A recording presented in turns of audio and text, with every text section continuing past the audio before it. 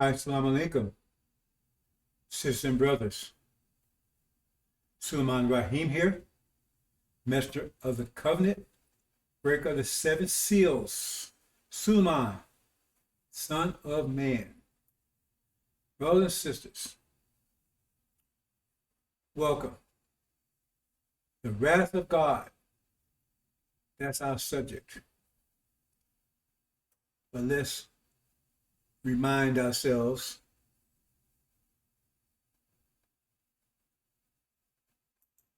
that we're still in the furnace of affliction, to be tried in the furnace of affliction, the Holocaust, brothers and sisters. If you understand the Holocaust, you understand a lot about what's going on in the world today, especially in America. America is not only the one that's guilty of the Holocaust. There's a lot of countries that are complicit in it. Remember the story of Joseph? Children of Israel would go through the Holocaust in Egypt, but they were put in that situation Joseph was put in that situation by his brothers. They were complicit. But you don't know who their brothers are because you don't know who you are. That's the ones call themselves the Arabs. Our half brother Ishmael. We're truly Isaac. So they're complicit. They knew what was going on with us here. They didn't care. They was hoping that we'd just be eliminated, gone and forgotten. They didn't ever expect to see us again, ever. They wanted to kill us outright, but there was a disagreement amongst them. So no, don't just kill them outright, just throw them into Egypt. They'll take care of them. Then you got those who participate in, and now they're trying to reap the benefits. False Israel. They're claiming they suffered the Holocaust. Now they see and there's reward for going through that affliction. They want the reward, even though they participated in the affliction. There was this primary sponsors of it. There was primary slaveholders. And now you're talking about this Ukraine thing. People don't realize, right, that most of the so-called Jews that in false Israel that came over here came from there.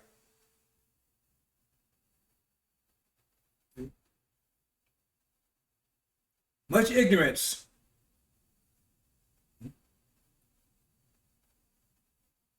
A lot of people are complicit. Then you got your skin folk, so-called brothers and sisters that look like you, walk like you, talk like you. They're complicit too. Because they was a part of it. It was their fathers that did it. That means they was doing it. And they didn't want to stand on the sideline, but not so much on the sideline. They're the ones making sure that you never get out of this. Spying on you, tricking you, using you.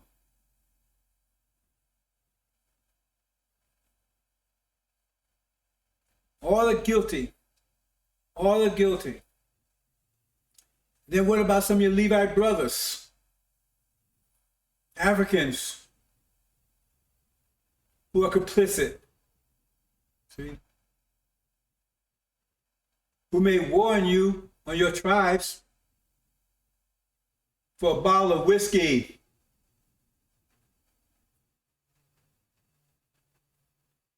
See? For some trinkets. And then the wiser ones who are realizing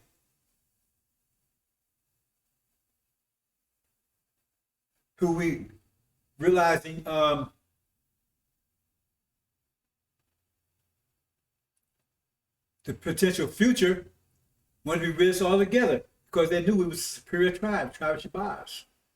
We were just living amongst them. We was living in Africa amongst the Levites. We was just living amongst them. See? And they never wanted us to return anyway, because while we was amongst them, they were the primary tribe. See, tribe of Shabbat was the primary tribe. That's what we're talking about in the book of Daniel. We're talking about Belshazzar and Belteshazzar. See, Belteshazzar, Daniel, was under the rule of Belshazzar, the Levites. You see? And they wanted to keep it that way. So they helped throw us into the Holocaust also.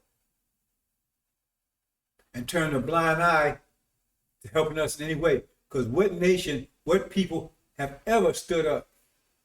You know, they talk, oh, Mandela, the Mandela stamp and say, do something to help anything, help black people. No, he was asking us to help him.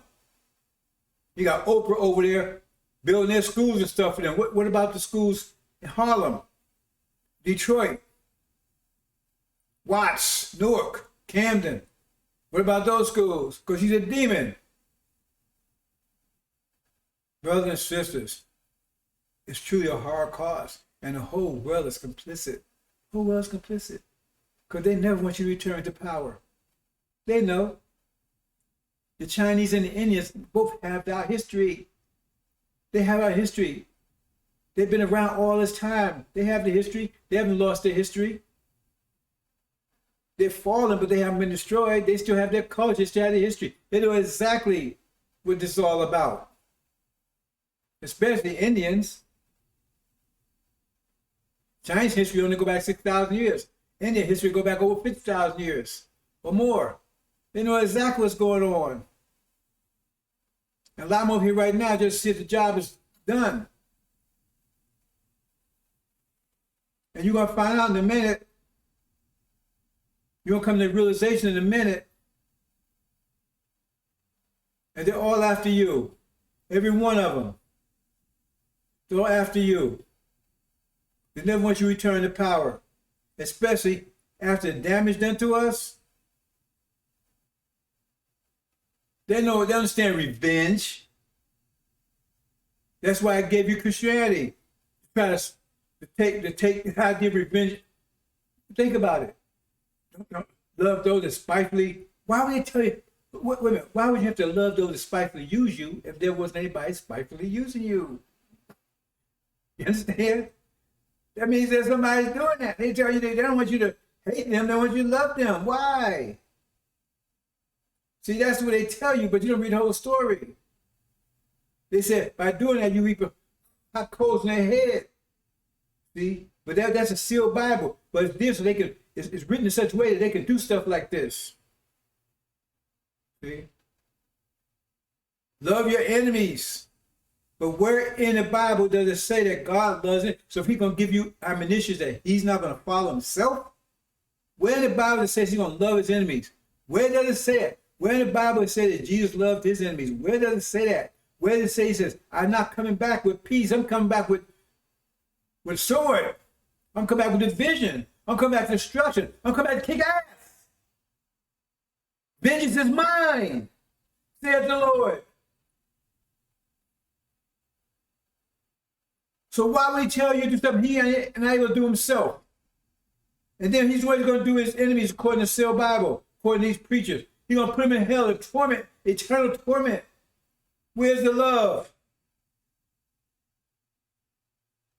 Vengeance is real. Vengeance is just consequence. And you can't defeat consequence. You can't get rid of consequence. And mercy does not destroy consequence.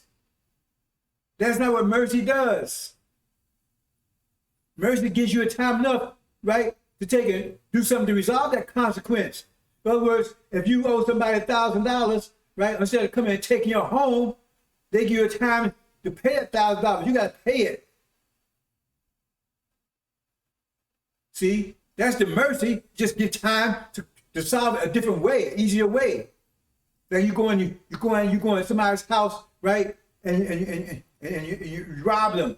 And then you come out, right, and get hit by a car. Okay?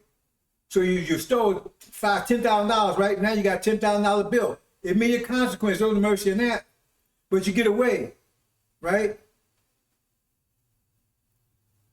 And then now, right, You get away, and now you cultivate a $10,000. You cultivate a tumor. See, and that tumor is growing, and then you get change your heart. I shouldn't be doing stuff like that. I'm gonna start doing good. I'm just helping people. See, so you had time enough to repent, because repent means you have to change your way. You have to repent for what you did. You have to do. You have to correct what you did. You have to pay off the consequence. You have time to do it, but you still have to pay it off. But there's another form. See, I'm gonna talk about that in a minute. But anyway, this hard cause, I need to talk about this because this is something that I probably have never talked about before. Because I said we have nothing but mercy in here after I explain that in a minute. But the Holocaust, brothers and sisters, is not, try calling the Holocaust a theory and see what happened to you. Try calling the Holocaust, this happened a few years ago, right? The 6,000, maybe 6 million people, maybe, right? And I mean, they platform you for saying maybe. They deplatform you for just saying maybe. They'll come at you with all 4 feet and just saying maybe. And this is something that we had nothing to do with. You know, the Quran predicts it. I'm not going to those verses, but the thing is that they call CRT a theory, critical race theory, because they minimize it. And that's something that definitely happened here. We got the blood, we got the evidence, we got everything. We the evidence itself. But you didn't get away with doing that. It's theoretical. Well, they not get away with it. Not get away with consequence. Because the God of consequence and the God and the high priest of consequence here. You created them. You created the consequence. Because if you've done good, you've created a loving judge. See? A defender rather than executor. Executioner, I should say. So if you've done good, see, the judge will come here, right, in your defense. You have a defender come here. Master Muhammad will come here to defend you in your hour of trouble. And the judge will be here, right, to judge your enemies instead of you. But you created this situation, and you're not going to get away from it. Let's move on, brothers and sisters. But again, slavery is only about 1% of the Holocaust economic side. National profit, minimum wage. They had to give you something. I mean, you had to eat. You had to use the bathroom, right? They wouldn't even dig your outhouse. They didn't even go that far. You did it right, and when they put you in the lock up in the shack at night, you did it in there. Don't tell me I did, because I was talking about grand uncles and stuff that experienced some of this. They told me, because my grand uncle in North Carolina, before he passed, I was a young, right, little shorty, right? And I used to ask questions. He said, "Why you don't want to ask questions about stuff?" And he was living down in North Carolina. He had a little white house, I think about 2 or 3 bedroom house, a little small one. And outside was like a little room, no bigger than a bathroom, a small bathroom. I thought that was like a shed. He said, "No, that's where we lived at. Not a floor or anything. That's where they locked us up at night." He says, "But they live in the house right there. We live in it right now." I said, "What?" "Yeah. No bathroom, nothing there. They lock you up in there. So you wouldn't run away. Cold, winter, whatever. You had no heat or nothing. Only heat you had was body heat. Everybody cuddle up against each other. Don't tell me this didn't happen, because he told me. Oprah, one good thing she ever done, she put those letters out there, slave letters. Go read them on the internet.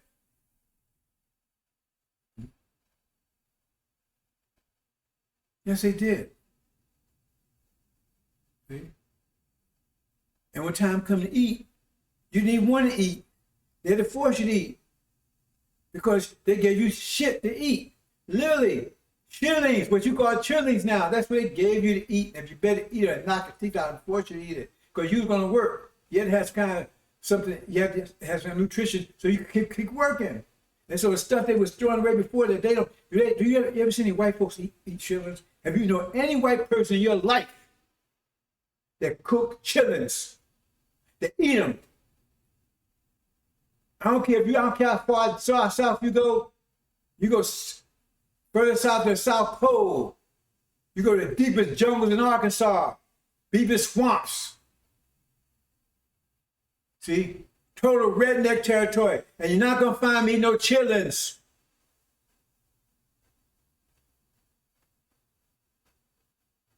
Ain't because we invent them, because that's what they gave us these. So that means they invented them. And what they got? That was stuff they was throwing away. That was the shit from the hog. They didn't clean it either. And the shit they cooked it all, right? They didn't remove the shit. And you know that's what's in it when you cook it.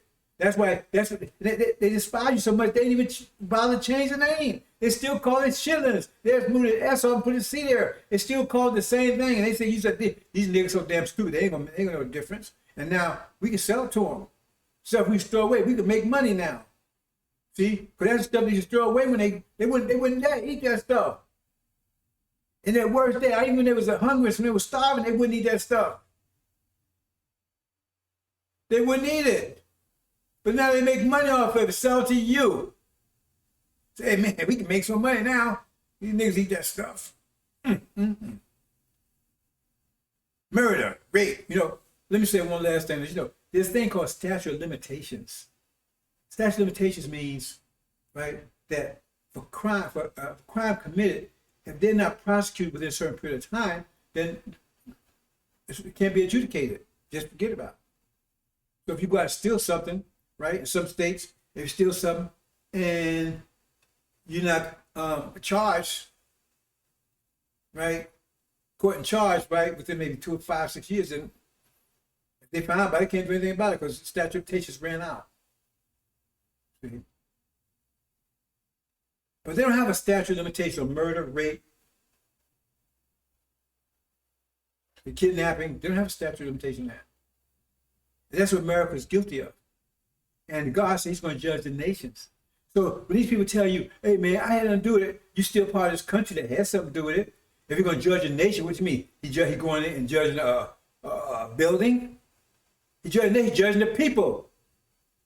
And you are complicit because you're enjoying the fruits of what's down there. Man, the maximum profit, what do they do with that profit? You look all around, you see it. So-called Great America. How do you build it? Off the profits. In part, initially, during the agricultural age, that's how they became powerful. Agriculture. Now they're in an industrial age, right? And now they're using oil, our resources again. That's our oil they're taking from Saudi, so-called Arabia. But in the agricultural age, it was our blood that made them powerful. Maximum profit, cotton. Cotton was the oil of the agricultural age. America became powerful, maximum profit, very minimum overhead, very minimum. I mean, you can't get a minimum in that. They're feeding people with shit. Some of you wasn't making anything else to begin with. Then you ain't got to have to worry about it, clean it up. So they ain't had to worry about disposing the shitlings anymore because we was eating it. Before they had to throw it away someplace, right? Bird or something. They ain't had to do that. Now it's feed to us. Win-win, right? Win-win for them. Our cause. No, we ain't forgetting. And now the judge is here. Judge will take place in America. Judge is here and the execution here also. So we're going to start the wrath of God. The wrath of God. I wanted to say something. Let me take things out our sequence here for a minute, brothers and sisters. I can say this because I don't want to forget. Wrath of God. Oops.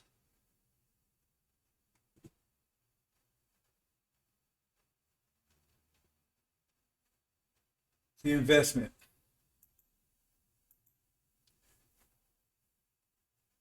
Okay, brother, the concept I've been trying to tell you for over 30 some years. How energy works, not like you think. You think some have more energy than others? No, they don't. They may have more external energy than others. That's where you get the confusion come in. Because you have internal energy and external energy. Right? It's like money. Right? You have money to pay your bills, all your expenses, and then you have money, so-called what they call disposable income. So that's external stuff. See? So after you take care of your internal stuff, your bills and investment, all that kind of stuff, expenses, then whatever you're left, that's your disposable. So that's the difference between external and internal. Same thing with energy. You have so much energy that you need to maintain yourself. Remember, everything you do, thinking requires energy. Talking requires energy. Using the restroom requires energy. Blinking your eyes requires energy. Your heart beating requires energy. They don't do it for nothing. It requires energy. And so you have to apply energy, so everyone gets the same amount of energy. That's a concept you're going to become familiar with after a while. Because once you understand that, that was your eyes to everything, because that's the basic mathematics in our reality, but you don't understand because you think somebody have more than you, so now you're envious. Because you don't be envious when you realize they have no more than you. It's just the quality changes. In other words, instead of having, maybe you got 5 plus 6, 11, or maybe you got 5 plus 7, 12, maybe they got 4 plus 8. See? So you looking at, you saying, oh, I got 11 plus 1. See, that means you got 11 internal and 1 external. I got $1. See, I got $11 bills. This person, they got no bills. See? So they got $1 worth of bills and $11 splurge. Look at all that money they got. So you envious of all the $11 they got, because you don't see they only got $1 expenses, and so you jealous of that. But you don't realize they got 12 just like you got. Just the quality is different. See? And when you understand that, you understand the nature of what Elijah Muhammad was trying to teach you about Dr. Yakub. Because what he did is he created a being that required less energy. That's why it's a stripped down version of us. That's why when you study genetics and biology, they're stripped down version. They tell you themselves, if you just study and stop getting your head out of MBA and NSL bullshit, right? Genetics tells you, the genes tell you that they got recessive genes. That means they got a weaker genes. They got everything they have is weaker than what we have. They're covering everything. They don't have what do they call tip my tongue, melanin. Although they have absence of things. See, they have absence of color, if you want to call it color. See. Have absence of strength in their hair. That's why it's straight. You glorify their hair straight, but it's absence of strength. That's why they go bald head and stuff so fast. See, that's why they age much faster, because they have absence of things. That means they don't require much energy, because if you have a Lamborghini and a Volkswagen Beetle, right, it doesn't take as much energy to maintain that Volkswagen Beetle. Don't take as much insurance, don't take as much insurance payments, right? You got garage or all other things, maintenance, cleaning, all that kind of stuff. The parts and maintenance don't take as much. So that means you don't spend as much money on that as a person got a Lamborghini, and both of you make the same amount of money, and it takes $1,000 a month to maintain a Lamborghini, or you make it $1,000, you don't have the money for anything else. But the other person, you make $100, maintain, you got $900 to do other things. So you say, oh man, now he envious, he got $1,000. Now he envious because you got he's envious because you got a Lamborghini. Oh man, you got a Lamborghini. Yeah, but he ain't got no money for anything else. He got all that money he spend each time at a party, but he ain't got no Lamborghini. See how stupid it is? Once you start thinking mathematically, you start getting away from all that stupid stuff, envious and jealousy and all that kind of stuff, because that stuff comes from ignorance. It comes out of ignorance. Let me get to the point. The reason I jumped, because I'm going to forget if I don't say it right now. So it might sound a little out of order here. I talk about mercy. There's another form of mercy I probably never talked about before. Right? Because it probably confused some people. And then, some people run with stuff. Well, But I've come to the conclusion that if you take things the wrong way, it's probably because you want to. So I say it anyway, because we don't want you anyway. So if you find reason to fight against, resist this message, we don't want you anyway. We don't want you anyway. Because if you want to do something, you find reason to do it. When you don't want to do something, you find reason not to do it. That's your mind has the ability to do that. So we receive energy allotment or energy wave approximately every 50 years. Because the universe is contracting. See, when it was expanding, we was losing energy every 50 years. So that's why we had the fire angels, they resisted the expansion. Because they was as powerful as you could be. They was the most powerful beings they could ever possibly be. Expanding would just make them weaker. They would never, they wasn't going to get more powerful, get weaker. They knew that. They was wise, powerful. They was the fire beings, the one that they talk about in the crowds. To my Iblis, you made me a fire before. See? Who was fire before? Initially. That's not an allegory they're talking about. Oh, wait. Yeah, he was made of anger and everything. No. And expanding would make them weaker. They was at the best they could possibly be. And they resisted it. There was a war. That's what jinn means. Jinn means people that resist. It's not a people. When they come to find a jinn, they're not a people. It's a term that means those that resist. Status quo. They resist. They resist. They want to maintain the status quo. They don't want things to change. And we have the jinn of our day, the Arabs, Sunnis. They're the jinn. They say, I'm not going to submit to Adam. They're the only people on the planet that resist Adam. And this reality that Adam was created. That's talking about the Europeans. They totally resisted to it in every way. At least they used to be. They're kind of like going on right now because stuff is coming to a head. But anyway, you understand? So now the universe is contracting. Now the energy is coming back. That's why talking about, the universe is groaning, the creation is groaning. See? Until the return. Now return. The first positive energy wave came back in 1880s. So we start being energized. Who's at the lowest point? We reduced to nothing. We had no energy, no external energy. We had none whatsoever. We had no power. You have to have external energy to have power. So I'm not going to go into that kind of detail here, right? But we was nothing. Reduced to nothing. No power to resist. And we had Yakub's creation, the devils, right? See, they weren't suffering that because they was Volkswagen Beetles.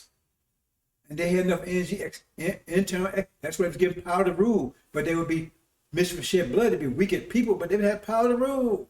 The Volkswagen Beetles, right? But they still get you where you want to go. And they turned on us. Right? They are children, so to speak, and they was rebellious. And they turned on us when they got to understand what was going on. They said, hey, we can take this whole creation for ourselves. Especially those wise men figured out they only had 6,000 years anyway. Especially when they saw 6,000 years in the beginning, it seemed like, oh man, somebody told you got 6,000 years in the beginning. You say, man, wow. That's a lot. Until you get to about 5,500 years into it, and you say, well, I only have 500 years left. And then when you get down to like, right, 50 years left, 5 years left, 5 months left. See? So the point I'm trying to make here is,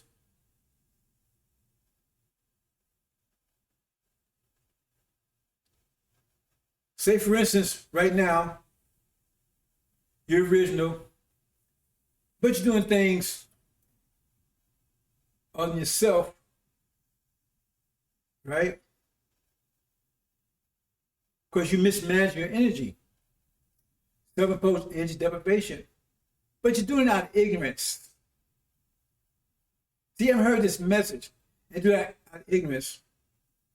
In some cases, you may be doing necessity because now that you found the situation, but now you got other responsibility, other people, right? And so therefore, you You're making bad choices because you're trying to help people, right? So you're doing it unintentionally, right? For all the good reasons, but still doesn't matter.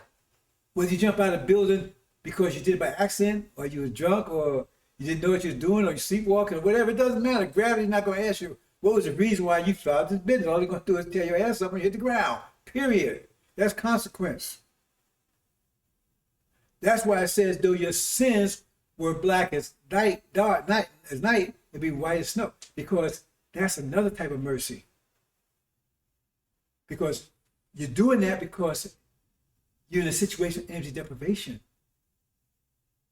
But then you get another energy wave, right? So words, right? You get 1,000 units a day, right? But you're misusing them for whatever reason. Right? So you're not using 1,000. You require, let's say you require 1,000 units a day. And you're getting 1,000 units a day. But you're only using 700. Maintain yourself, that's your requirement. So you got 300 units, and you do another thing with 300 units. That means now you're internally suffering at a deficit of, 300 units. So like, you might be dehydrated or malnutrition or whatever, because you're not giving yourself full 1,000 what you need, because you only give yourself 300. See? And it's the other 300 for whatever you're doing it for. See? So the consequence is you're going to be sick or you get cancer or something. See? Because I said you get 1,000 a day, you need 1,000 a day, and you use only 700. You need 1,000, you get 1,000, so now you're spending 700 where you should be using it. Remember, your requires 1,000, but you're not 1,000, so you're good. But you're not using it for that, for your requirement, for your internal requirement. So now you're suffering diabetes or whatever, because your body's not getting all it needs, and you're wilting. And then along comes this wave. You make it to the next wave. So now we was getting 1,000 a day. Now you're getting 1,500. Because remember, say every wave gives you 500. So it's the third wave. Now you get 1,500. See? Now you get 1,500. See? And remember, you were spending 300 for something else, other it should be.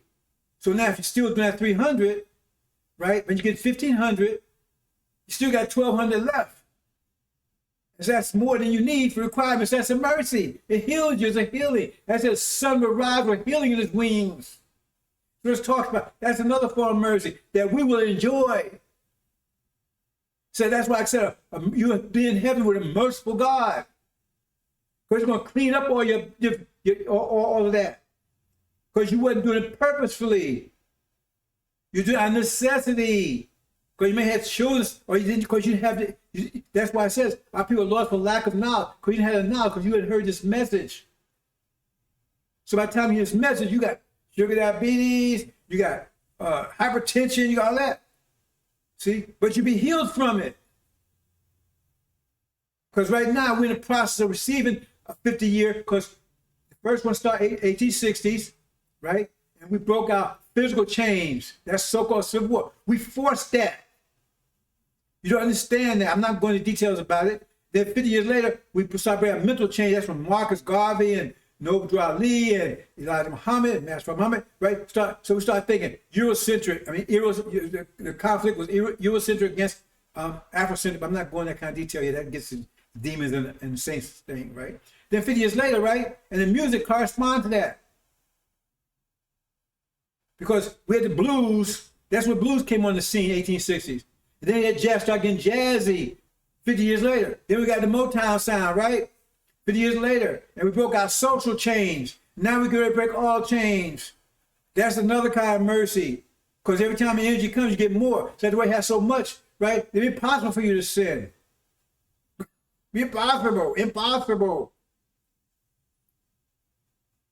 Because you have so much energy to do everything you want, and you still got plenty. And that's why I say you're going to start, see, wilting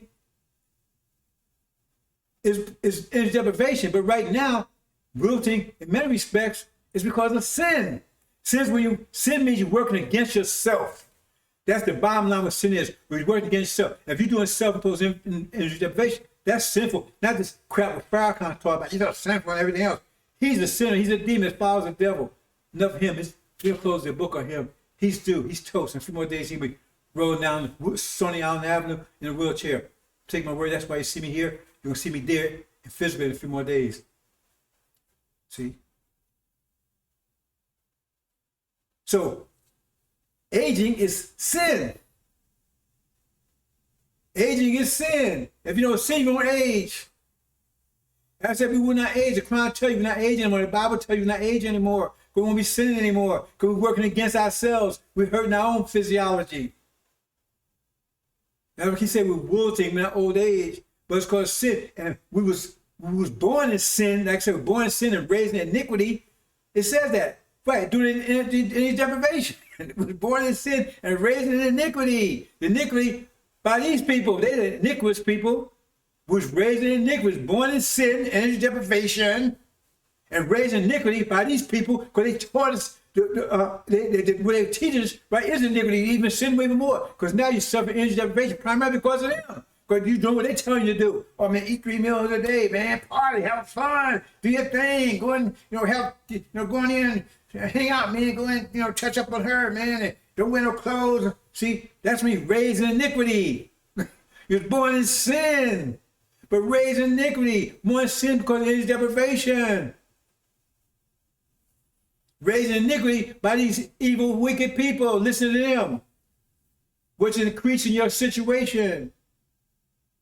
Anybody born after 1948 should make it hereafter, because I'm the sign of that. But a lot of people are not going to make it. I mean, I don't know people that's gone that broke my heart, because I know they could have made it if they had done exactly what Muhammad told them to do. It's been hard, but still would have made it. But we got weak, man. I can't keep doing that fasting, man. I can't do that, man. They lose faith, man. When's we have to come in, man? Because it's hard. I know it's hard. Hell, you think it's been easy, what I'm doing? You try it. Oh, man, all you want to do is get on the internet. You try it. I spent hours just to put this presentation together. And then I got to fight all the stuff that they be getting in my computer, messing all the stuff up and everything else. I file that. And then I got to present it every day. You have to study. You have to go to the gym. I have to fast. I got to do everything. I make sure I got to do all these things. It ain't easy. It's not easy path. It says the Son of Man would look like he was slain from the sound foundation of the earth. This ain't easy. It's a hard road. But what are you going to invest in? Are you going to invest in that? In your future? Or are you going to keep on? Are you going to stick with this false vision, which is leading you straight to hell? How are you going to invest your energy? That's up to you. I've encouraged people. I said, no, come on, brother, come on, sister. Oh, man. Getting, man, it's been a long time, man. I mean, when is anything going to happen, man? Even Elijah Muhammad, he was saying before he left, people don't tell you these things. He was saying, man, he thought that Armageddon was coming in the 70s. He said, man, it's been a long time, because he didn't know. It's a hard road. But what is your investment? And that's another thing too. And I'm going to go ahead and say it, bro. Sisters, because we're raising God, so you got to accept or reject it. When you pick up an angel, bro and sisters, you're going to have a lot of resistance. I told you that in a lot of ways. That means you invest your energy in that. That means you're going to have all the problems in this world because you're not investing in this world, so you're not getting this world. So those of this world, the world will love them, but if you're here, they're not. If you're not of this world, so the point is, if you invest in that means this world will close it on you because you're not investing in it. Because you're investing in your future. You're creating time. You're creating your future. You can't do both. You can't create the future and the past. You can't go two roads at the same time. Like I told you, before I got into the angel, broke the seals, I was doing, right? What I was doing, Elijah Muhammad, do for self. I was with Elijah Muhammad for 5 years. I was doing very well. I didn't even finish high school. I didn't even get to my basic what they call it, freshman year. That's what they call it in high school, I guess. I didn't even get through that. I had nobody. My father was gone, my mother was gone. I'm on my own, basically. Got a little sister. But I had to hold me back. I looked around and said, hold it. I can read. I was always a good reader. I used to just read a lot. I used to read books, study on my own. I didn't have to wait for somebody to tell me. If you always somebody tell you, then you reactive. I was like proactive. God's a proactive. Remember that. If you're reactive, then you're not a God. So I got to tell you what to do, push you, inspire you to coach, then you're reactive. See? And therefore, Elijah Muhammad was reactive. He like cars just push you everywhere you go. When he start pushing it, step still. I'm not going to do that. See? So I looked around and says, hold it. I says, I go to this class, and first thing the teacher pulled out a book. And they teach me from the book. I said, I'm called the middleman. In fact, when they pull out a book, they want to tell you what they want you to learn. I said, hell with that. I said, there's a library over there, and I can read. I started teaching myself. I taught myself mathematics.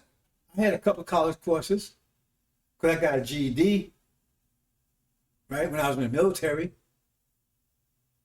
But I started teaching myself. I taught myself mathematics, I taught myself physics, history, everything you can think of. I taught myself. If you're proactive, you teach yourself. Elijah Muhammad told you that Dr. Yakub taught himself. He said he taught himself. He said he went to the university, see what they was doing, learned everything they had. But pretty much, he was proactive. He's done it himself. He already knew what he wanted to do. So he went and got extra information he needed to help him do what he was doing. See? But the university, whatever they developed, didn't make him. He just used them to get the information he wanted. Like I got those books. I didn't create the books. I went to study the books. So books didn't make me. I got the information out of the books. And so far, nobody's coming. Nobody attacked me for the information, knowledge I have. They attacked me personally. I said, I can prove everything I say. See?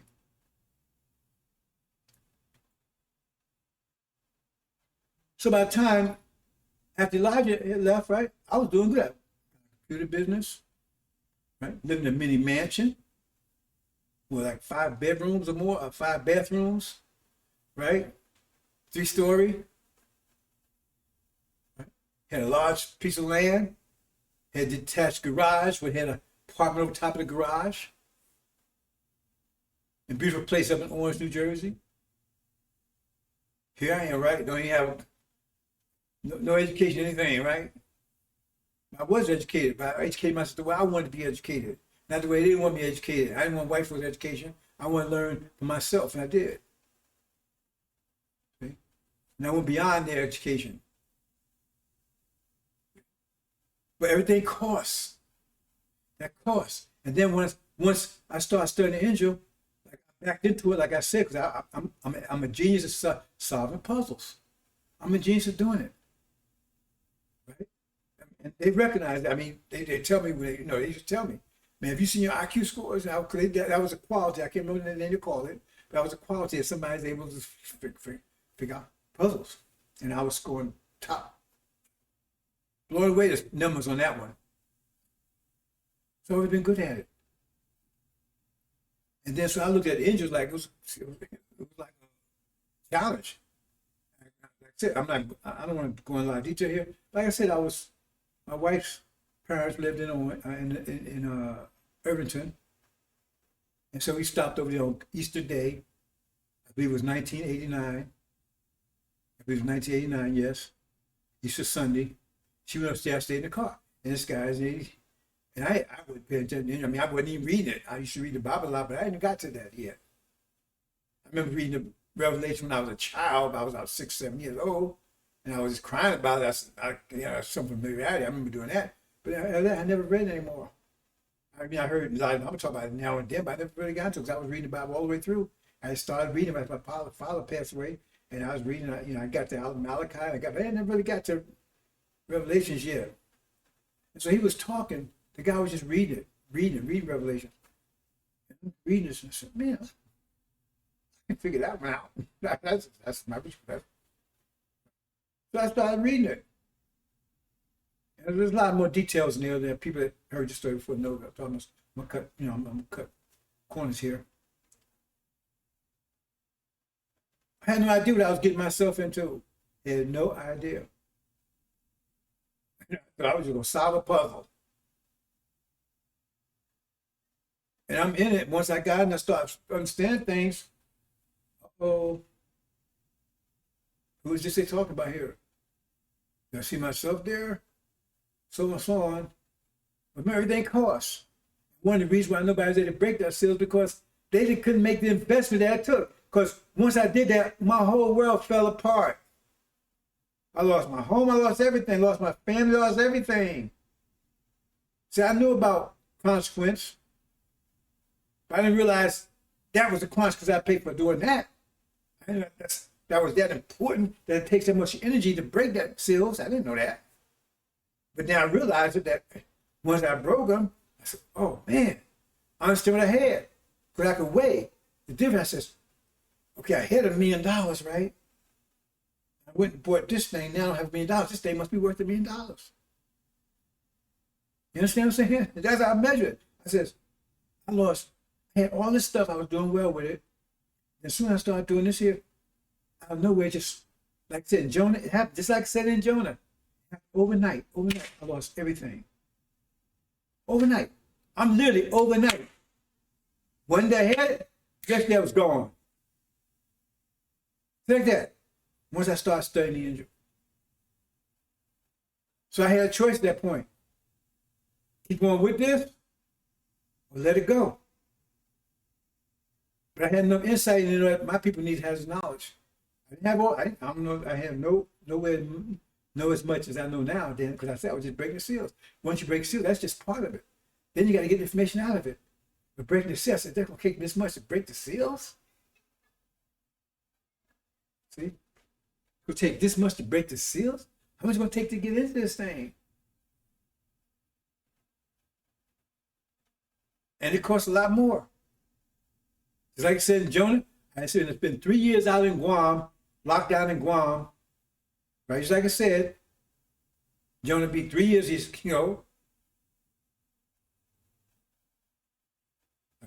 in jail and trial. I mean, you can't imagine whole my life just turned upside down.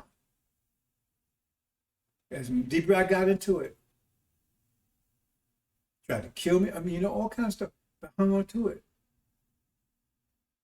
Because that's the investment that I had to make to get this information to you. I didn't need it for myself.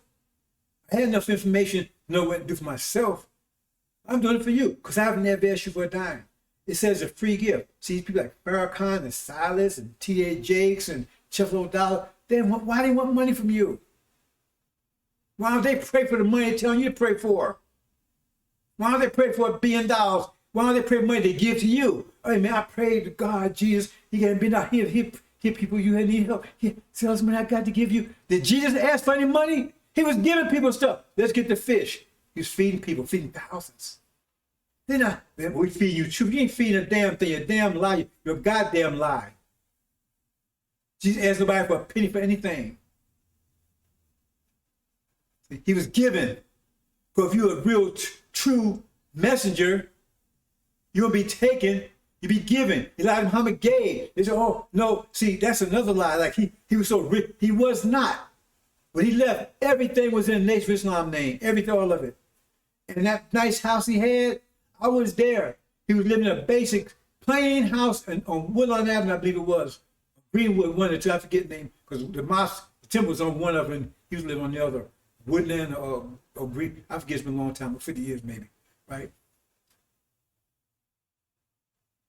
See? And they came to us and says, the messenger, he gets sick. And they didn't want him to fly commercial to go out to Arizona, right? We could recover. So when the brothers heard about it, I said, oh, hell with that. We wouldn't blow him a plane. He didn't ask for it. He didn't even know we was doing it because they kept it a secret until we had done it. It's that house he was in before he left. That house was built about 2 years before he left. Remember, he's been here 40-some years, right? And going to prison and everything else. And that beautiful house he told me that he's supposed to be living in, that Farrakhan supposed to be living in right now, that house was built about 2 years before he left. And we did it. Because we wanted to do it. We wanted the whole family to be together. We decided to do it. He didn't ask us to do it. He didn't ask for a dime. And I got more out of the nation than I got put in. Because I financed my car through the nation's bank. I had several jobs. I was a foreman in Mom Speak newspaper. I got paid. Right? I lived in a housing a complex.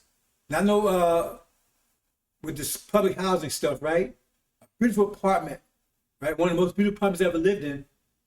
Right there at the 87th Street in Chicago, right straight from that school. See? That was, it was inexpensive. I shopped at Mama Speak newspaper. I shopped at the your supermarket, your fish market, went to Salon restaurant, one of the restaurant. So I got more out of it than I was putting in. I was selling 300 papers a week, yes. But even so, when you sold the papers, you got a percentage of what you sold. But that was your obligation. You had to go out and put the truth out. But I got more I put in. So don't get tell me that we was taking stuff from us. He was giving. He was giving. I had almost zero contact with any devils at all. Almost zero. I can't remember. I mean, if a cop stopped me or something. But I had no contact with them at all. He was giving. Prophet Muhammad gave. These lives they take. They live in beautiful, luxurious buildings and what they provide and keep giving money. 10%. 10% was not meant to take care of them. 10% is made to take that money to take and help the poor. Help the people don't have. That's one thing about the Sunnis. They don't play that crap. The imam, he don't get no money. He go out there and get his own job. He could be imam, but he don't get them. At least that's where it's supposed to be. That's where I know. I've seen it happen. So I give him that one.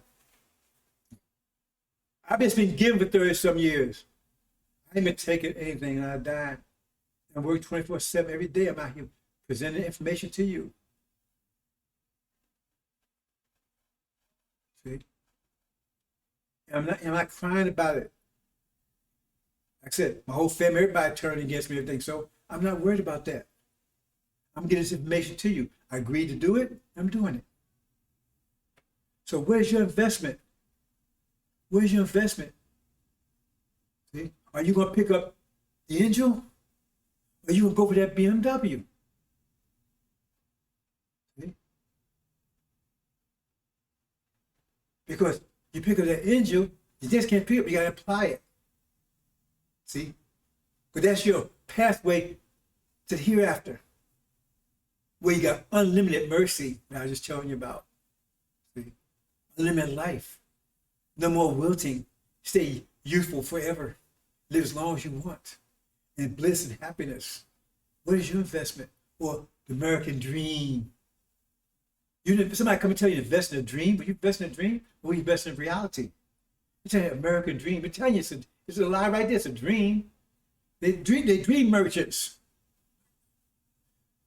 What the Bible says, if a prophet come to you, tell me he had a dream, you put him to death. If a dream prophet come to you, say put him to death. It's never happened to a certain prophet, ML, something like that. Maybe he said he had a dream. Okay, brother and sisters, I think I said enough about investments. How you investing? So I'm gonna try to, brother and sisters, I always committed to keep these like a short, and always end up. Seem like lately I've been talking a lot more hour, 2 hours. But there's so much to say, so little time to say it. Because hell is break. Listening, brothers, they're telling you. They actually telling you that you're in World War III right now. The Pope is saying it. You got this guy on True News. You got news is saying it. They're saying that we're in World War III. The Russians are saying it. Ukraine is saying it. They're saying we're in World War III right now. So they qualify as the economic phase, but they're saying it in it. That, well, they might want to call it World War III, but it's not Armageddon yet. They're associated with Armageddon, World War III, Armageddon. There's no Armageddon yet. We're going to talk about that. But Suleiman. Who is Suleiman?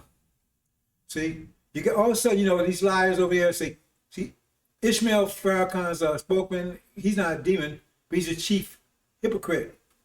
Because he knows Farrakhan's lying. I know Ishmael's stupid as hell. He's a dummy. But he's a hypocrite. Because you got to be you got to be, you got to be have a dog brain to realize that Farrakhan's not teaching Elijah Muhammad's teachings. It's easy. All you got to do is read it and see what he's saying. He's not teaching any of that stuff. Bringing devils, not calling them devils anymore. We ain't going nowhere. I mean, that's the essence of Elijah Muhammad's teaching. He ain't teaching any of that stuff. So that means he's a chief hypocrite. And he's doing it for 6 pieces of silver. Because Farrakhan give him a home or something that he was not qualified to get on his own. Because if he had to work out on his own on the streets, he'd be homeless. At best, right? He'd be sweeping floors at Burger King. Because the boy is stupid. He's certified retarded. He try to talk science. You need to shut up. He can't even spell science. So you can't see electricity. You ever heard of an electrical arc? You ever seen a lightning bolt? How do you think that is? Boy, stupid. Suleiman. Oops.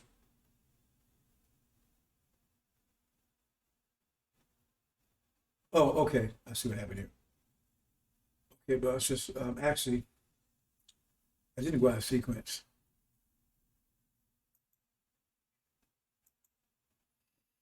David and Suleiman.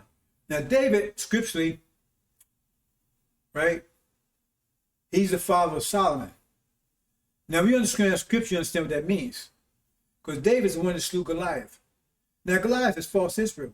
We understand the scriptures. And that's Master Muhammad's going to slay Goliath. He's getting ready to do it.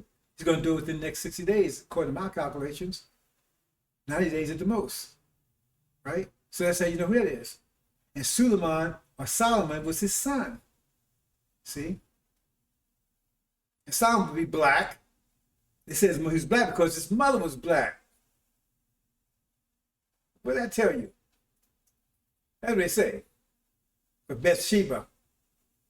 See? I'm not going to the science of that or the scriptural explanation of that because that's another story to get out. I don't want to get sidetracked. But Jesus asks a question. He says, well, if Solomon is David's son, why is David speaking to him, saying, my Lord, calling him my Lord? See, somebody couldn't understand that one. He said, Solomon is David's son, but David referred to Solomon and said, my Lord. See? Now, David is Master Muhammad. Because he's the one going to slay Goliath. See? So his spiritual son, right, is Solomon, son of man. That's what Solomon is. That's how you see it. It's a play on words. Remember, the Bible in this case is the Bible we received it has a foundation of Greek and Latin. And Saul, son, old man. That's where it comes from. It doesn't mean son of a man. That's Elijah Muhammad called it. That's what you want to call it. I mean, I'm not taking anything from him, but that's his interpretation of it. That's his explanation. But he didn't break the seals. So I'm not going to keep on saying that over and over again because I don't speak for Elijah Muhammad. I don't represent Master Muhammad. I represent myself. See, I'm not under Master Muhammad's authority. See, but he is the God of this age. Oh, what does that mean? What does that mean? He's a God of this age, but you don't understand anything. See? And those you confused, I want you to stay confused. That means your mind is not capable of making it to the hereafter. We don't want to be bothered with you. See? So we're going to go, because once you start reading scriptures, you should be unconfused if you really read the scriptures for information, not read the scriptures for justification. See, most people read the scripture for justification, justify what they're doing. 99% of people that read the scriptures read justification. That's what the devil's reading for justification. They say, well, we enslaved these people. Let's find is there justification for doing it. Yeah, but they ham. There must be Noah's son that was cursed because they was cursed. He must be cursed black, be slaves forever. See, they read it for justification of what they're doing.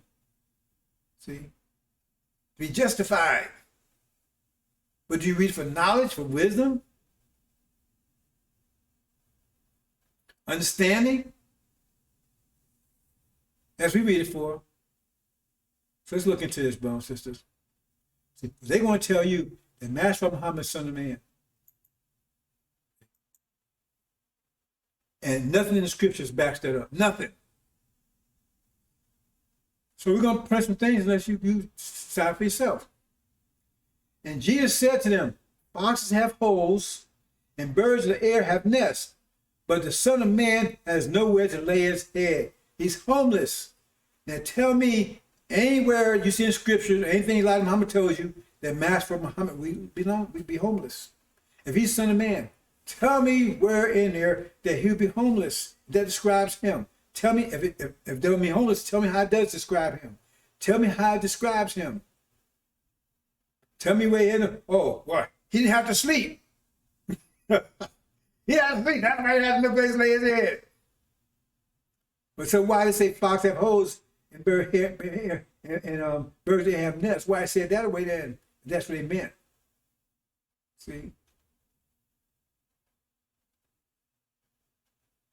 That means his natural home, right? He can't lay his head. That's us. Sunnah, our natural home is Arabia. Can't say about Master Muhammad because he was born in Arabia.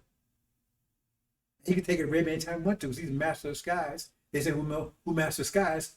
Masters the battlefield. And they tell you he's mastering the skies. They won't say it like that because they say they can't challenge him. They're playing setback and they get destroyed. He's the master of the skies. It means your God's in control. You don't even understand that.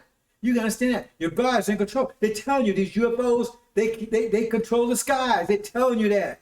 They send planes and stuff and jets about and they get destroyed. And they move so fast, keep up with them anyway.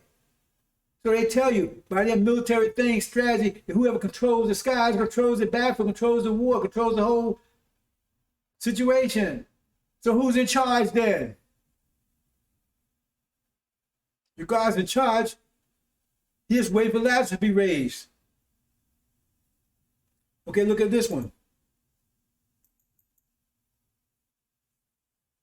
Saying the Son of Man must be handed over to sinful men and be crucified on the third day, rise from death to life.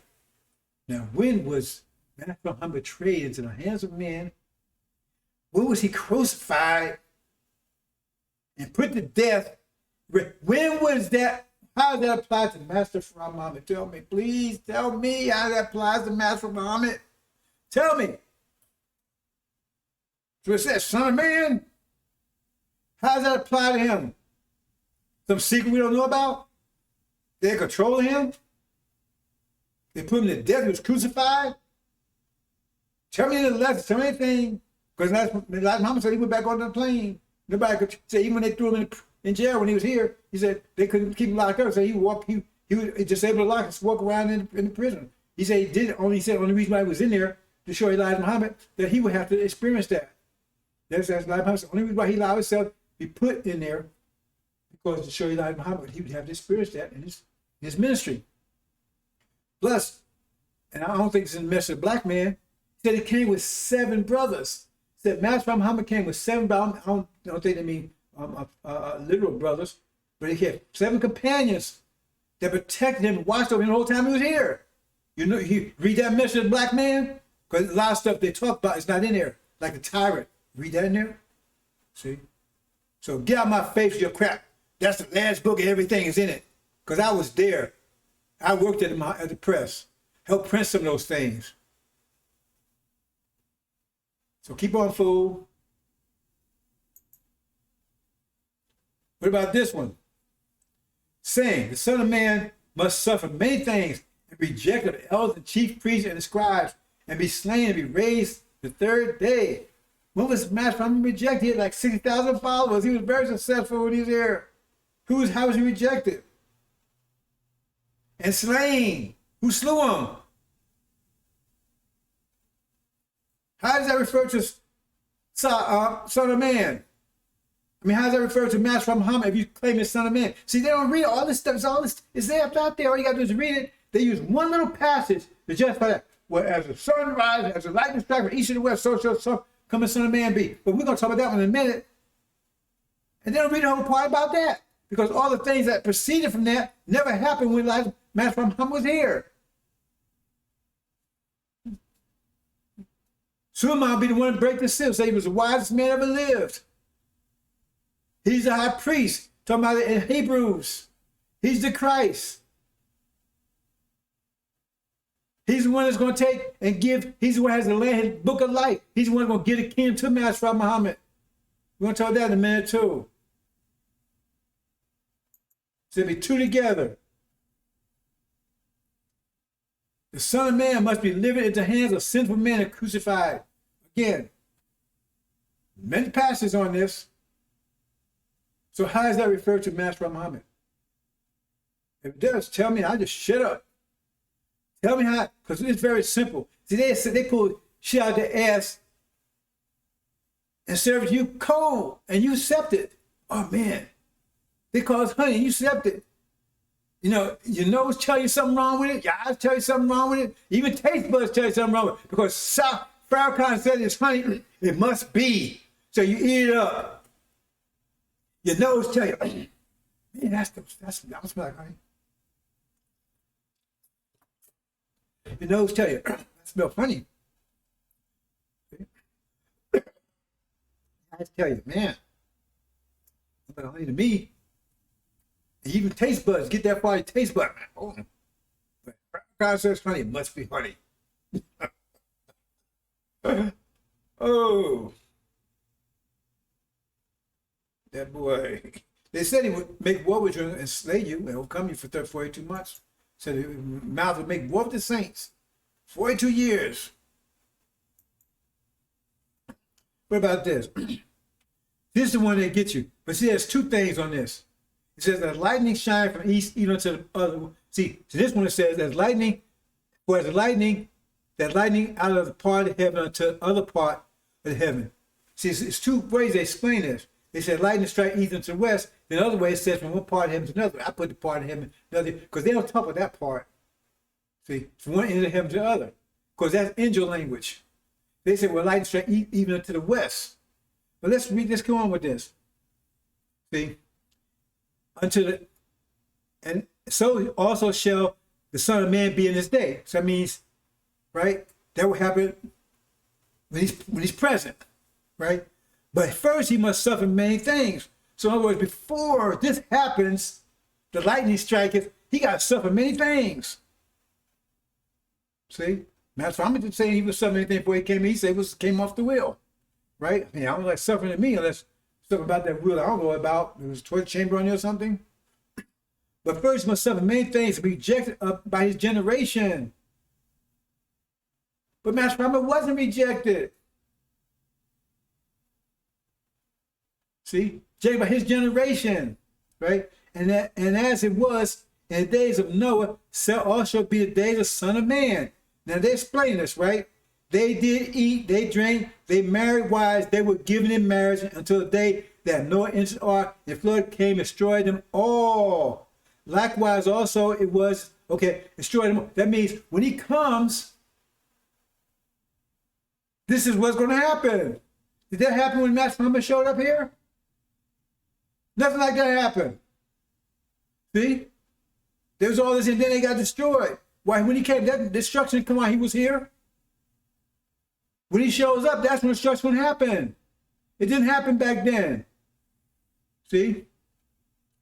Until the flood came and destroyed them all. Destruction coming back there haven't happened yet anyway. Likewise, also the days of Lot. They did eat and drink, and they bought, they sold, they planted, they rebuild. But the same day Lot went out of Sodom, it rained fire and brimstone from heaven and destroyed them all. Even thus shall be a day when the Son of Man is revealed. So it hasn't been revealed yet. This will be revealed during this time right here. Because if he was revealed, if that was him back there, all the things should happen then. It says, and that so even thus shall be a day when the Son of Man is revealed. That may be revealed during this time, but this is happening right now. It's happening. It's about to finish, complete right now.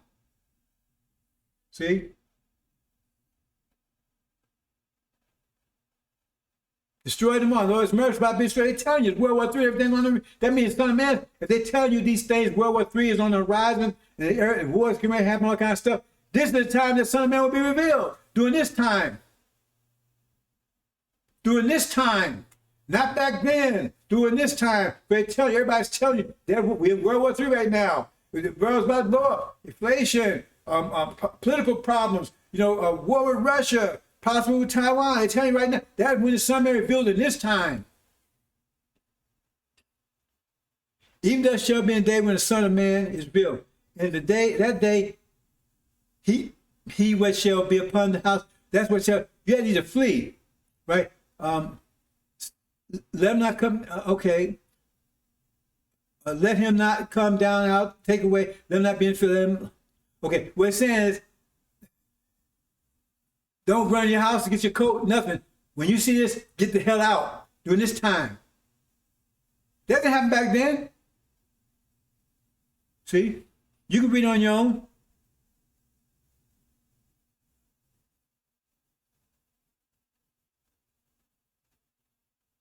See, he said, flee. Why? Because that's talking about abomination, desolation. We're going to talk about a little further on. But whoever shall seek to save his life shall lose it. Whoever shall seek to lose his life shall preserve it. That gets back to what I was telling you, how you invest your energy. Invest your energy, try to, this world life, trying to save your life by investing this world life, you're going to lose it. But if you give up this world's life for the hereafter, you're going to gain it. That's what's telling you here. I tell you that night there shall be 2 women, 2 men in one bed, and one shall be taken and one else be left. That's angel language. I'm not going to explain that right here. 2 women shall be grinded together, and one shall be taken out of the left. 2 men shall be in the field, we'll take one left, and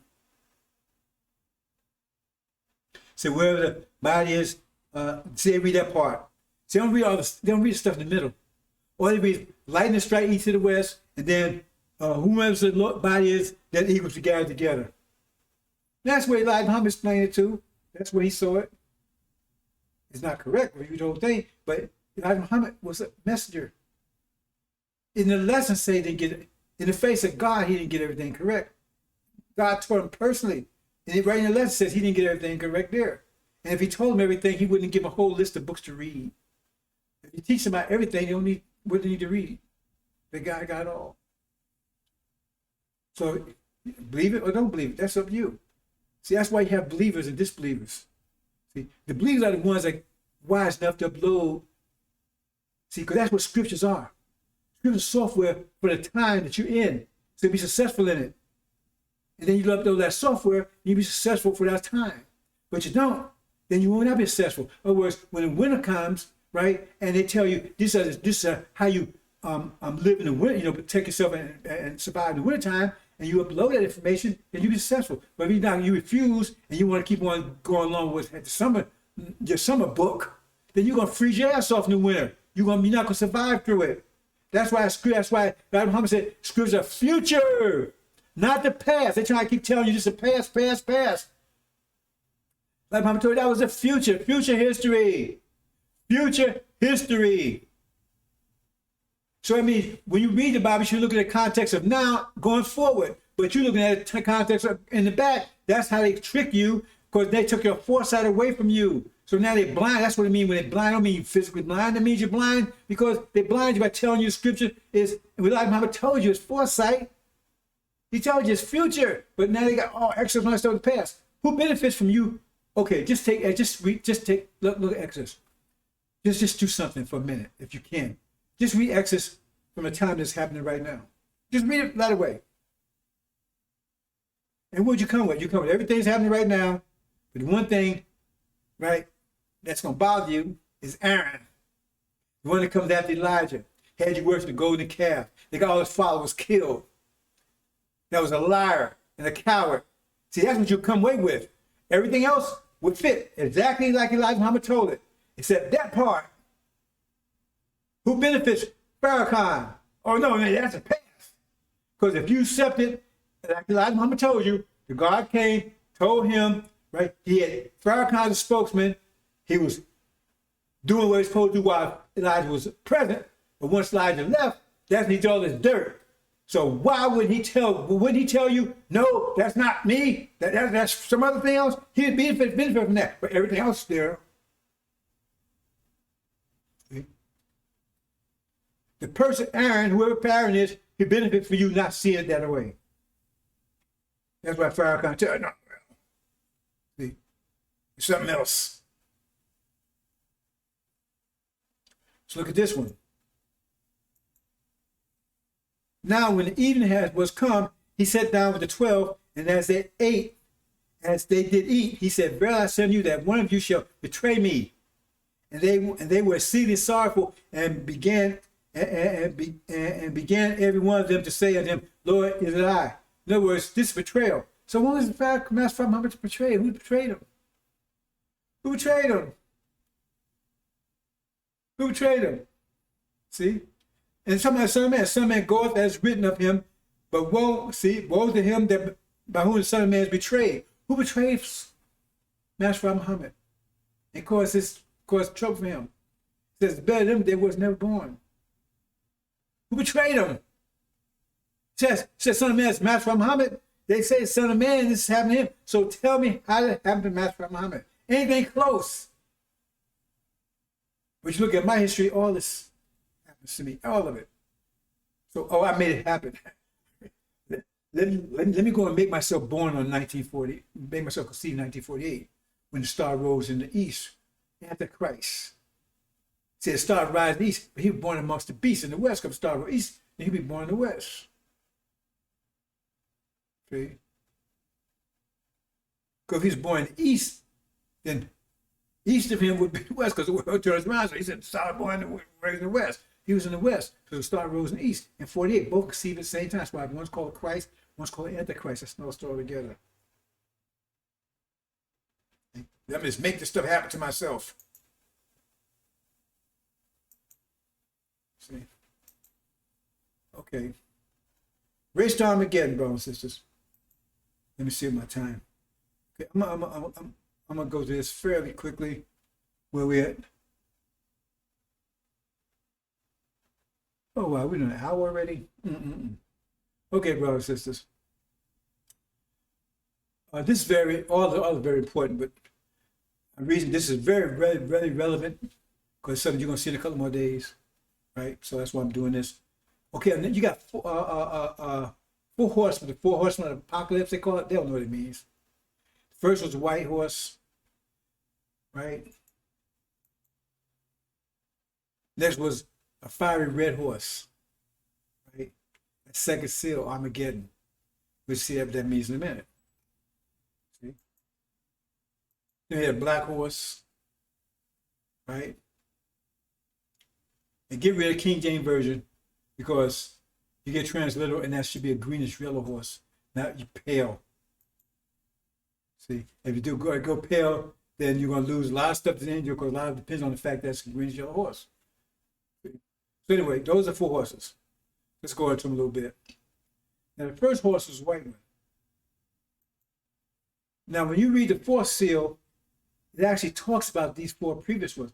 Because it said these had authority, right? Take peace from the earth, famine and so forth. So in other words, over 1/4 of the earth. Now the earth represents, I showed that, I see on there, but it says those heads down on the bottom. Well, actually, I don't show it that way. I'll show it again, but we see America, Russia, Britain, and EU. That represents Earth. There's 4 of them. That's why I said 1/4. And the one you talk about here is America. It says that's the 1/4 Earth that these have power, authority over and everything. So that first one is somebody's riding, but that first one, see, when the first near the top one, That's the first one. And that the red party that represents Africa. That's the lion. Lion is symbolic for Africa. The next after that's Asia, because that's the cow, like in Hinduism, right? The next one is got a side of Buddha, that's the Oriental countries. And then the bottom is they're white, but I got to fill it in. But that's Europe, that's the eagle. That's represents European countries. The eagle is symbolic of European countries. Okay? So it says somebody said on that white horse. It says go out and conquer and to conquer. But when you go down to the fourth seal, it puts those four together. Say all these will have some power over that fourth of the earth, talking about America. So in other words, the first had authority. That means that this would be an African person that had authority over America. Think about that one. We'll see that in a minute. But it's an African that has authority over America. Now, what African has authority over America? What African person? African, not African American. African, because the woman in there, that's not us. We're gonna show you the woman in a minute. The woman is, you see it going down the middle. They spread out amongst the nations. Remember, it was cast out among the nations, right? So that's the ones going down the middle. But I'll explain in a minute. So Africa, right? So it'd be an African, because remember Obama was an African. He wasn't one of us. His father was African. They didn't go through what we went through. They didn't Levites.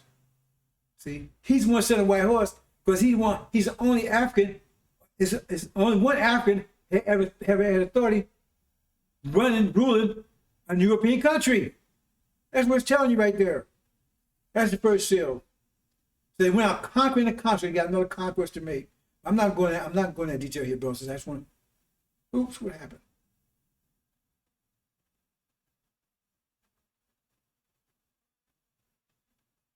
Oh, okay.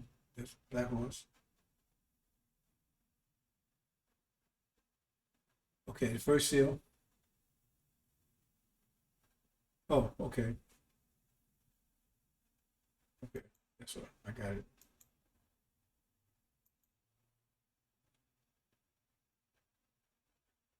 Okay, second seal. You're talking about the first one. That's very important. The first one, okay, identify that person. See, a lot of you going to lie to you, boy. You about, oh man, that dude, he's out of effing mind, man. Obama, okay. Yeah, you're gonna find out because that scripture got a lot said about him. See, but you didn't break the seals, did you? It says Revelations. It's revealing everything, all the secrets, all their secrets being exposed. Things that was hidden, I'm exposing all of it. I'm telling you who the demons are, who the jinn are, who the dragon is, right? Who the beast are. I'm telling you who all these people are. I'm exposing all of them. See who Legion is, Louis Eugene Ground, you know what backwards? I'm explaining all this. Exposing all. That's what it's supposed to do. So if you don't want, if you upset by it's exposing this stuff, then what the hell are you reading it for? That's what it says. Revelations is locked down, and so when you open it up, you expect to find things that you didn't see before. You didn't expect to see secrets, great hidden secrets. See here. Now the way it's set right now. Let's back up for a second. Let me explain this. This is the angel key, and what you're looking at is the angel key. Without the angel key, you cannot understand the angel, right? Yet, because once you break the seals, then lets you define and bring the angel key. So it's like a two-step process. Once you break seals, you're just beginning. Your head is just beginning. Then you got to develop it because you need the angel key to unlock it.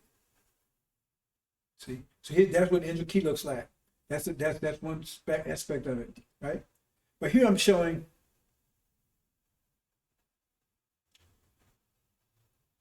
America. See, you see, Iran is they're part of European, but they're the original part. In other words, they're original. They're like Farad. They're white, but they're original on their frontal side, right? So they're the top part of they're part of European countries, right? Then you got the horns, the yellow horns. Then you got the Sunni up there, right? And the gold part, the top part is the gold part. And I don't show up with the Sunni Iran because I wanted to make sure you understand that have part of the European. But they're represented as gold because they're the Islamic part of European countries, right? And so up there where you see Sunnis, right? They're the gold part of the Asian countries. But remember, the Lord of that one is a calf. So that means the golden calf. That means the Sunnism is the golden calf. But I'll leave that with you, brothers and sisters. Anyway, what you have here is what's about to happen. Iran and Syria right now, they're cast down because who has control, who has power in the Middle East? America, Britain, and false Israel. See? So I'm showing here the point where the war takes place. I'll tell you, the war takes place. I'm cutting out of corners here. And they become victorious, and now they moved America, Britain, and false Israel out of control of the Middle East. Okay? That's it. That war, because they're Michael's angels. They're like Michael, right? They're Frost angels. Because remember, they're white, but they're original. Okay? So that's at that point. So they have finished, there's won the war, now they're in power, and then at this point, this is talking about chapter 18, and at this point right here, I'm starting at this point, I'm not going from the very beginning, because I want to make a point here. At this point, this is when America and Britain is actually kicked out of the Middle East. Totally kicked out. Whilst Israel is under siege. See? So it says, now that's the abomination of desolation they talk about. See? Because it says they connected with what? It said when you see Jerusalem surrounded by armies. Jerusalem is capital what? Who controls Jerusalem? That's false Israel. They said when you see Jerusalem surrounded by armies, flee. So destruction is near. I mean, it's going to be destroyed. And that shows it not the true seed of Abraham, because they could not be destroyed once they was replaced. Once they was placed back, returned, they would not be destroyed. But it says right there, they're going to be destroyed. So that means they're fake. Not only that, but when they return, they're supposed to return back to Greater Arabia, not some blue Palestinian country.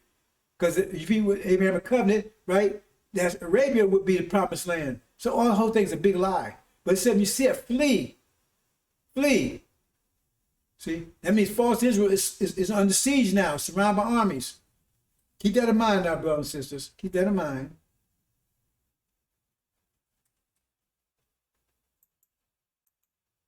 So now, people fleeing. That's also called a resurrection of four winds, because the four winds is blowing. See? During this time, the four winds are going to be blowing. That's what I'm showing like that. You're like a time lapse type of thing, right? So watch carefully. See, these winds right here, they also call the mountains. That's another story together. These are the injured ones really appreciate all this. See, it's time lapse. See, the four winds are blowing. So both happen simultaneously. See, because we say flee, that means they're attacking. See, that's why it says flee. Because when false Israel is about to go down, that means, remember I just told you, I says, the whole prophecy is that when Israel returns, they cannot be destroyed. They return forever, they're protected. But now it's surrounded, they're about to go down. That's say flee. Because if they go down, that means because they were put up there, the kind of way Elijah Muhammad said that we're true to Abraham. That's why he set them up at 48. But now if they go down, that means they ain't. That means we really are. And when they really are, they know what they did to us. They're going to try to kill us. Say, flee, flee, flee. They're going to realize those are lies over there, and that we're the true ones, right? And they're going to try to kill us. That's why I say flee immediately. Don't waste time. They ain't talking about the army. They ain't talking about the military. They ain't talking about the Air Force. They ain't talking about the police department, because they ain't have time to get to you. They have to come get to you, and they can't cover everybody in the United States. And about your next door neighbor, the evangelicals, the Christians that you love so much. Because they're going to realize that we are true to Abraham, that they really devils, that they're about to be destroyed. All this hell is catching, because during this time they were catching hell and everything else. And they realized, because remember, when Pharaoh realized that those plagues were because of us, then he said, get the hell out of here. And then he decided to change his mind and kill them. You better understand this, brothers, because your life depends on this. Your life, not mine. I told you. See, I'm explaining this to you. Now, see right here where it says the horse right under the Arabian guy? That's the second seal. See, most of you understand it anyway, so probably you would have made the mistake anyway. But see, that is not one of the horses. Those four horses represent black people. 3 of them are demons. Because before it's a rape, they polluted our nation, right? They ruined it, corrupted it by forcing their seed. That's the chaff and the wheat. Talk about it later. right? So it says as a result of that, half of the blacks in America are demons. They're skin folk, not kinfolk. See? And so those 4 horses represent 3 demons and one saint. That's important, right? But that horse right there, remember let me go back and show the horse again. I hope I don't want to go. Well, it's just, see, I'm taking more and more time all the time. See the 4 horses right there? See right there? The horse right under the white horse, there's 4 horses right there. But you only see 2 of them are covered up, right? You see Britain's coming up one, and America's coming the other one. That's the greenish one and the black one. We'll talk that in a minute. But the one up there right under, see, that would be the red one. See? But that's not the horse. That's not the horse they're talking about. Remember the whole book of Seal. What they're talking about is, you see those winds right there? They also call horses, because remember, when they go down, they change places. They call horses because they're position, because they're under someone. That's why they refer to horses symbolically. So, and see, they're in the position that the horses were in now. Now where the winds are, they're in the position that the horses were in. So they're horses now. But that horse is one of them. It's not one of us. It's not the fire red. It's not the, because remember the red ones, that's why it's fire red, because the red ones represent Africa. So it's an African horse. It's not one of us. And why is that important? See, because it says this horse was given to take peace out of the earth, in order they would slaughter one another. That means the earth represents European peoples. I told you that means they're going to go to war. So Armageddon. Now, that one caused them to go to war. That one caused them to go to war. That one caused Armageddon. It took peace away from the earth. Because remember, if it took peace away, it was peace before that. That's World War III, start fighting each other, destroying each other. It was given to take peace out of the earth, or as another they will slaughter and start killing each other. That's Armageddon. And it says, this would take it. And when is that when does he become the red horse? When 4 winds blow. That means the war in Europe and war in Middle East will take place first. Because remember I told you Iran rose up and they kick out America, and they kick them out, kicked America and Britain and forced Israel out, and forced Israel went the siege, and America and Britain was kicked out. That's the war that's getting ready to happen. And this war will take place after that happens. Hope you understand. Those that study AL-INJIL will understand this. See? Because that horse, when the 4 winds blow, that's when that will happen. It will happen afterwards. So everybody expecting the war. Farrakhan's telling you, well, yeah, man, this war is going to turn to World War III. I'm getting, no, it's not. It's one in the Middle East that's going to cause it to happen. That's what's going to trigger it. That's why I call it a race to Armageddon. See? It ain't a race at all, because I know who's going to win. But they want to make it a race because they're trying to see who I'm right or Farrakhan's right. Because they keep saying, if the prophet said it don't come to pass, that means you listen no more. See if they hold on to that. See if they hold on to that. Some ain't going to hold on to that because they're getting ready to dispose Farrakhan. The Farrakhan's going to be disposed from within. In a few more days, watch out, Farrakhan. You better watch your back. Better watch your back, buddy. Better watch your back, buddy. Because they're going to expose you. Who's going to be dumping who's going to empty your shit bag? Your piss bag, who's going to be emptying that for you? When you rolling down your wheelchair down Stony Island Avenue. Understand? See? Who's going to empty that stuff for you? Because you're toast. Like I said, we closed the books on your ass. We know who you are, exposed. Legion. See? And we already know there's a whole group in there. It says it in Mark. Whole group in there that's listening to this. That wants to be a part of this. So how you restrain them? Is that's what you got? Is that what what do they call that?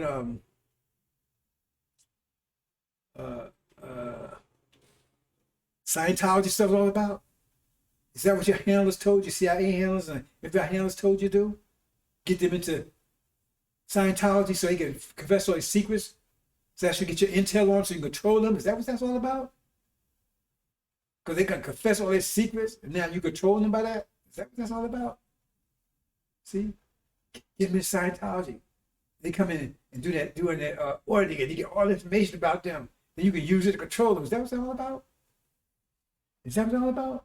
It's not going to work. But we about to short circuit the programming all these Negro butts out here, and they're going to come after your ass. See? And we already exposed you, said who the Lord will consume with the spirit of his mouth and destroy with the brightest coming. See, remember the man says, when he come, all these things will happen? And that's one thing that's going to happen, is to destroy you. One of the first things that happen, they're going to destroy you. And one of the first things Suleiman would do is destroy your wicked, dumb, stinking ass. Your demon, lying ass. You're a demon. Your father's a devil. You're skunking the planet Earth. You're stinking up the FOI. You're stinking up the NOI. And you're pissing on the MDT. Got him out of doing fundraising stuff. You wicked, no good son of a bitch.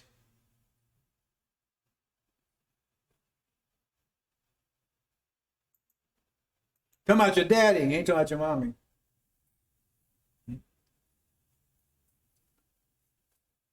You're no good. See?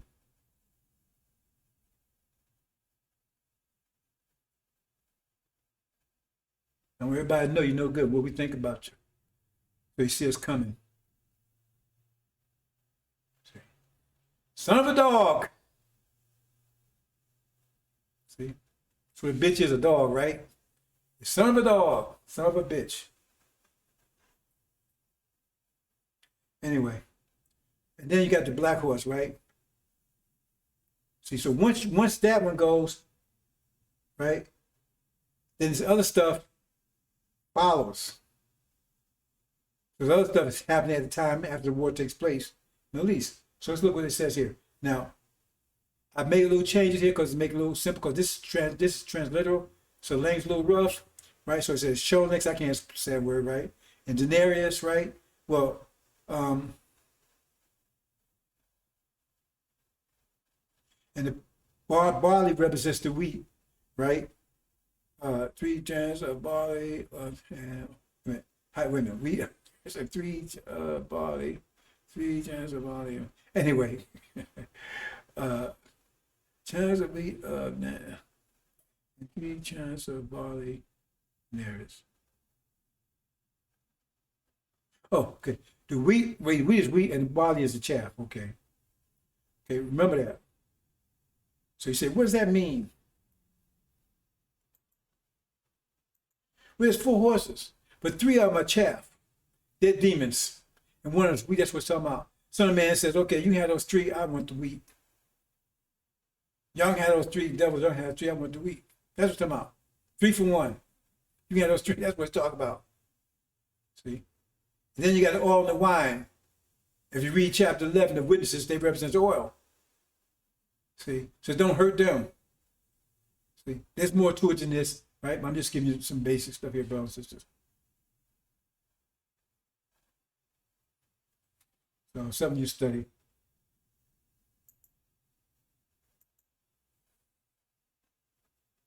Now see what I was saying here in the red? It says, and was given them, see, it's talking about, so look, horse greenish yellow, it should be greenish yellow, that's important, right? And the setting upon the name top of it, see, you read the King James Version, and it tells you that that was called death. But when you read it carefully, because each one it says the one on top, right? The one on top was the white horse. One on top was the fiery red horse. One on top was the black horse. But in this case, don't say it. It says, and setting upon the top of it, name. The ones on top of it. In other words, the setting upon the top of it. So in other words, it's not that one. The black horse is really talking about the Oriental. You understand? The one death. It's called death. Death is not the greenish red. Death represents where the black horse is, not the greenish yellow one. See? And it was given them authority, see, upon the fourth of the earth. Fourth represents America, right? Because it's 4 parts. It was given them authority. That's the first one. That's the white horse. He had authority upon America. That's the African, right? And to kill in long sword. Remember? That second one, he had a sword, right? He took peace away from the earth. Second one. And famine, remember that's what we're talking about, selling wheat and everything else. That's famine, that's the black horse, right? And and in death by the wild beasts of the earth. So the last one, right, represents the earth part. That's where they're going to be fighting each other. Hope you understand, brothers and sisters. But you need to take away there is what? That white one, he has authority over America. What black African had authority over America? Okay, so here we go here. Wrath of God. The death of false Israel, abomination, desolation.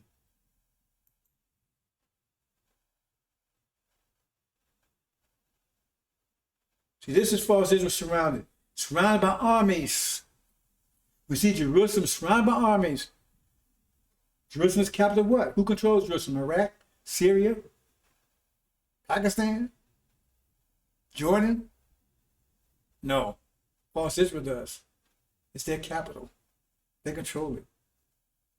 So when you see them surrounded by armies, destruction is not. That's what we see right now. Surrounded by armies. So when you see that, death of false Israel, that lie, which have very dramatic effect here, brothers, because once they're going, they're going to have to kill you. Because now they're not God's chosen people anymore. They've been punishing and just tormenting, right? God's people, the apple of God's eye. And God's coming for them. And they got to get rid of the evidence. But no, you're going to take vengeance on them. You ain't him. The lie's been exposed. That they're the equal ones. They're the devils. That they're not God's chosen people. This wasn't the promised land. They came over there with genocidal maniacs. There was rapists and murderers. How you think that's going to settle in their mind? Plus, remember, during this time, right, they're going to be at war in Europe. That's the Armageddon. They're getting their ass kicked over there. And their friends, the EU and NATO, are going to turn against them.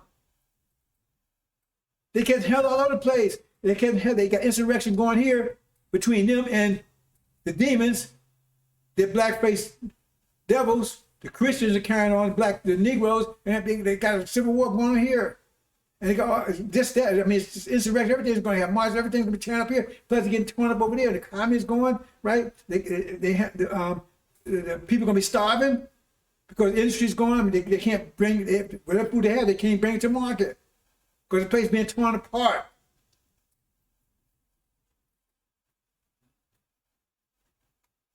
You're going to be starving, brothers and sisters. You better wake up real quick so you get out of here on that express. When Michael delivers his people, you're going to be a part of that. You're going to be a part of that deliverance, right? You better wake up. Otherwise, you have to go through a tribulation. You don't want to do that. See, false is taken out. I think we're pretty much coming to close here.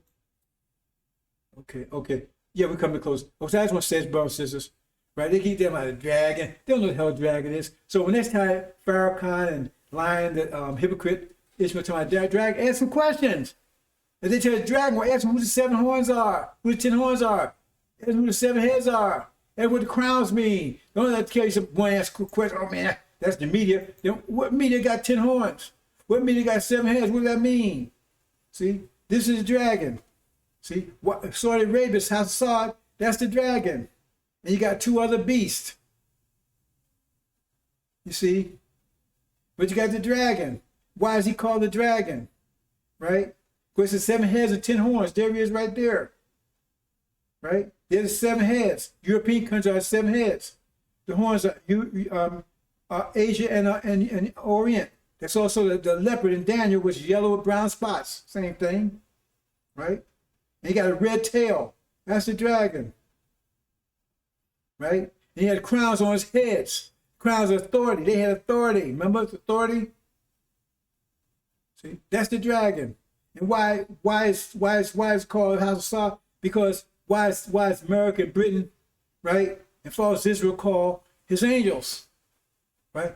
Because he made them powerful by giving cheap oil in the industrial age. Remember I said in the agricultural age they got rich off of us. But industrial age got rich off of oil. And who's supplying it? House of Saul. That's why he's called dragon. He supplies them. He gave them power. And in turn, they guaranteed his seat on the throne. And in fact, they say he's not even Arab. They say he's Indian, camouflaging himself, right, as an Arab to control that oil. That's another story I'm not talking about here, brother and sister. That's the dragon. See? So what happens? There's your dragon, right? 10 horns, 7 heads, crowns upon his heads. Then what happens? They get to fighting. In Armageddon, they start tearing themselves apart. Remember, the Europeans are fighting, they're destroying their own power. They're destroying their own navies, their own armies, their own air force. And that empowers Britain, and that empowers China and India. 20 million man army. That empowers them because why? See? Because it says, chapter 13, it says they worship the dragon of some extent because he gave power to the beast. Who is the beast? The beast has 7 heads and 10 horns too. But he had crowns upon his horns. That means it's power shift. So now China and India are the powerhouse while Europeans are tearing themselves apart. And while they tear themselves apart, China and India, like it says, the goat and Daniel, they invade America and tear it apart. America now, they're getting ass torn up in Europe, and now they've invaded. They get ass torn in the Atlantic, and now they're invaded from the Pacific, from the West. See, again, invaded from the West. So the goat, you come after the ram, right? Ram had 2 horns. That's America and Britain. He takes out Britain first, and he takes out America. So he comes. So if he does not touch land, it means come up the Pacific Ocean. And he comes in such force. He's so angry. It's very China's getting more and more angry at America by the minute. And Ted knocks it down, and destroys the stump in the ground. And he's going to lay siege to America. They're going to do it on purpose. They ain't going to let you surrender. Nobody can surrender. They want you to starve. They want you to turn to capitalism. They want to see you. They want to see you. They want to see you roll around in the dust, eating shit. They want to humiliate you to uttermost before they finally destroy you. And then they're going to take all the people, everybody, people that's left, and take them into perpetual enslavement to do with them as they did to us or worse. And then they're going to nuke the place. America's the only country that's going to be nuked. It's not going to be a nuclear war. Master by Muhammad's not going to let that happen. That's it, brothers and sisters. I think that's it.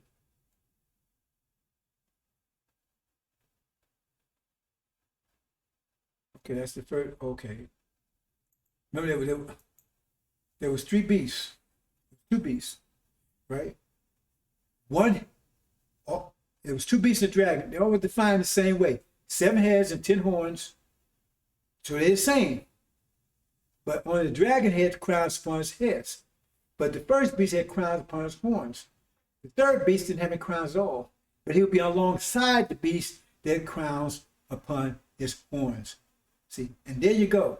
The first beast, right? See, the dragon is that Cathy or Assad, right? Then the next beast, that's Obama, right? That's the one that don't have any crowns at all. But he's alongside the other one when they attack America. And then the third one is where he said Buddha, that's China, right? But he has crowns upon his horns. That's the 3. And when Obama comes, right? Because the demon's here, so you got Farrakhan. I don't want to go into detail here, but he's the horn and Farrakhan's mouth. And you got Farrakhan convinced that they're going to take America. So that's a whole nother story. And he's also the serpent that you see in Genesis that convinced America to take us out. But anyway, that's another story. But we the tree. But the thing is that this so-called Democratic Party that Obama identifies with, see, because he's a scientist. He's one of the scientists. He's not a major one. He's one of the scientists though. But we have many scientists in the past that bucked, right? That's rebelled, renegade, like the one that put the moon up there, right? See, somebody say Dr. Yakub I see a lot of good in what he did, but somebody say he was a renegade too. So I'm gonna leave that open, right? But the thing is he wants to take control. He says, "I'm gonna make my throne I'm gonna be like the Most High. I'm gonna set my throne in the far north." See, you don't get that one, because he don't say the north to the far north. So you say, well, north. They try to tell you what north means, north of Israel. Well, okay, we go with that. But they say far north, right? Okay, if you say say for instance, if you live in Miami, right? Is Seattle north? It's north, right? It's far north. You get it? So he wants to set it strong in America. See, I want to be like the Most High. See? But he's a scientist, but he used politics. He's a genius at politics. See? Where Dr. Yakub used genetics. Each scientist has some different, some different thing they're really strong in. See, Suleiman had 360 degrees, but Dr. Yakub, his was genetics. See? And you see that in Jacob's story of Jacob, because that was all a story. He was all about genetics. He deceived his father, right? By his father, he told his father, "I work for you for 7 years, whatever, or you just give me a spotted lamb or whatever." Right? He said, "Oh yeah, man, they're rare. One or two, you're gonna work 7 years, so I got to just give you one of those, right? Because if you got 1,000 sheep, maybe one or two might be like," he said, "Yeah, that's a good deal, right?" But then he went to work. He started mixing them, and and so after 7 years ago, all the sheep were spotted. It's telling you a story right there. He was a geneticist right there in the story. That's Dr. Yakub. See, everybody used something different. Master Muhammad's a super technician. He got the will. Each scientist has some special quality, but it says some had 360 degrees. See, so he's politics. They say he was a genius at politics. They say he's still the president right now, the de facto president. Anyway, leave it, take or leave it. But it says when he comes, see, because they got to convince. See, because demons, that's why they want to leave America. They're convinced they're going to take America. But even when you listen to that crap, right? Even if you believe in that, if you were proud claim people take America, you think you're going to let the Muslims run it? You think y'all going to run it? Y'all minority? The Christians going to run it. They're going to persecute your dumb ass. You talking about don't eat no pork and stuff. I mean, just think that one through. You ain't going to run it, even if they got it. But they got, remember Farrakhan was calling Obama, he was calling him Messiah. You don't see any of this stuff? He was calling him Messiah, he was telling you to vote for him and everything else. He never said one word against the man because they got him convinced he's the mouth of that horn. Obama's the horn. He got him convinced, right, that they're going to take America. That's why he said, we going nowhere, we're staying here. He's telling you you're going to inherit the country. He's telling people you're going to inherit the country one day. That's not what Scripture says. Right? Muhammad did teach on a garbage like that. Neither that match Muhammad says it's called the worst part of planet Earth. So we're going to make all things new. We're going to destroy America. But Brian said no, because he's listening to Obama. But see, that's the thing, because he's going to betray them. Because when he comes with them, they're going to see demons going to be at war. They're going to be at war 5 months. This is going to have to start pretty soon. After the war breaks out in the Middle East, right? Soon after that, it's going to be, because we separate the demons out from us, they're going to try to get us to go to war, help them take America. Because altogether, 34 million of us. Because they can go wholesale. I mean, women, children, all of it. And we're going to separate them up. We don't want it. There's going to be a big fight between us and them. We're going to separate them out from us. And they're going to war. They're going to take America. That's the demon war, the locust plague that you see talking in Scripture and in Revelations. See? And that's going to go for 5 months. And that's when Obama is going to come and the beast, right? Death in Hades, the goat, when they attack, the dragons, the demons, Farrakhan, them, they will say, oh man, here come Obama, he's with them, he's going to help us. And they don't realize he don't want them either. He betrayed them, he used them. He didn't come to help them. And when they don't get his help, they're going to think, relax, think they got his help, and that's when they're going to be destroyed. Their master's going to destroy them. They're going to be destroyed. See? So when the beast rolls up in America, the demons going to be gone. See? Thinking that their help is on the horizon. Okay, bro, so we're going to leave it there. I think that's it. Yeah, that's it.